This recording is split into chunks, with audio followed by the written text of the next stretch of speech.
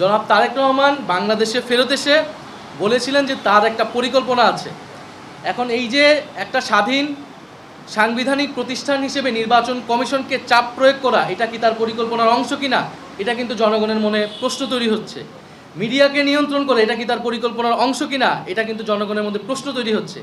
নির্বাচনকে একদিকে হেলে ফেলানো, প্রশাসনকে চাপ প্রয়োগ করা, নির্বাচনে যাতে প্রশ্নবিদ্ধ হয়, গণভোটে যাতে নায়ের পক্ষে পড়ে, এগুলো তার পরিকল্পনার অংশ কিনা, এটা কিন্তু আমাদের মধ্যে সবার মধ্যে কিন্তু প্রশ্ন তৈরি হচ্ছে। ফলে যদি তার পরিকল্পনা এটা থাকে যে এই নির্বাচন নিরপেক্ষভাবে হবে না এবং ভোট কেন্দ্র দখল হবে, একটা প্রশাসন দলীয়করণ হবে, ইলেকশন কমিশনকে চাপ দিয়ে তার নিজের দলের পক্ষে রায় নিয়ে আসবে, তাহলে কিন্তু জনগণ এই জিনিসটা মেনে নেবে না, বাংলাদেশের তরুণ সমাজ এই বিষয়টা মেনে নেবে না।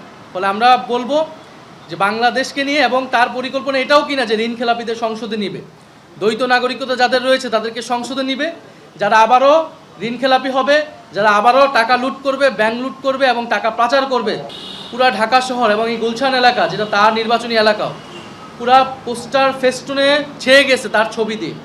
এখন আমাকে ওই যে বলা হয়েছে যে আমার ছবি যেহেতু ব্যবহার করা হয়েছে, তার মানে এটা আমি নির্বাচনী প্রচারণা করতেছি। তাহলে এটা বাংলাদেশের আইনে, আরপিএর কোন আইনে আছে, এটা ইলেকশন কমিশনের বলা উচিত।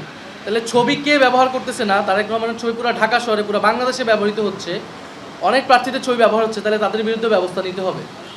আমাদের সেই বিলবোর্ডে আমরা গণভোটের প্রচারণা করতেছি, সেখানে কোনো মার্কার নাম নেই, কোনো দলের নাম নেই, শুধু একজনের ছবি, একজন দায়িত্বশীল নাগরিক হিসেবে, একজন জনপ্রতিনিধি হিসেবে বা রাজনৈতিক নেতা হিসেবে আমি গণভোটের পক্ষে বলতেছি যে হ্যাঁ, এর পক্ষে আপনারা ভোট দিন। এটা বলাটা আমার নৈতিক এবং রাজনৈতিক অধিকার। শোক সভার নামে বিভিন্ন রাজনৈতিক প্রচারণা, ইলেকশনে নির্বাচনী প্রচারণা করা হচ্ছে, কম্বল বিতরণ করা হচ্ছে, এই সব কিছুর মধ্যে দিয়ে তারা কিন্তু প্রচারণা করছে যেটা ইলেকশন কমিশন দেখেও না দেখার ভান করছে। ফলে আইন শুধু একজনের জন্য হবে, তার জন্য আবার ভুলভাবে ব্যাখ্যা করে আইনের ভুল প্রয়োগ হবে, আরেকজনের জন্য যেখানে সঠিকভাবে প্রয়োগ করার সুযোগ আছে কিন্তু ইলেকশন কমিশন সেই প্রয়োগ করছে না। ইলেকশন কমিশনের সামনে গিয়ে বসে থাকলে যদি ইলেকশন কমিশন তাদের পক্ষে অবস্থান নেয়, তাহলে কিন্তু আমাদেরকেও তাহলে ইলেকশনের কমিশনের সামনে অবস্থান নিতে হবে, কিন্তু আমরা সেই দিকে যেতে চাই না।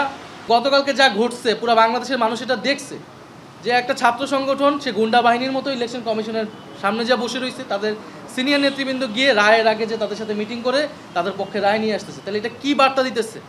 এবং একটা সংবিধানের ভুল ব্যাখ্যা ইলেকশন কমিশন দিয়ে দিতেছে।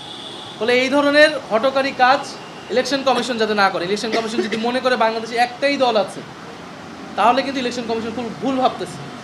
বাংলাদেশে রাজনৈতিক দল অনেকগুলো রয়েছে, জোট রয়েছে, সবচেয়ে বড় গুরুত্বপূর্ণ বাংলাদেশের জনগণ, এগুলো কিন্তু সব কিছুই দেখতেছে।